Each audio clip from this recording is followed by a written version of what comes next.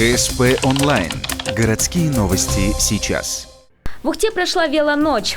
Так наши велолюбители встретили лето. Эта акция впервые прошла в 2007 году в Москве. Идея полюбилась многим и вскоре разошлась по регионам. В Ухту такой формат прогулки на двухколесном коне привез Алексей Сорокин. Вот уже второй год он и его команда организуют Ухтинскую велоночь. Формат определен изначально. Это не гонка, а спокойная велопрогулка с комфортным темпом и для совсем юных спортсменов, и для пожилых любителей покататься на железном коне. На самом деле я был участником в прошлом году велоночи в Сыктывкаре.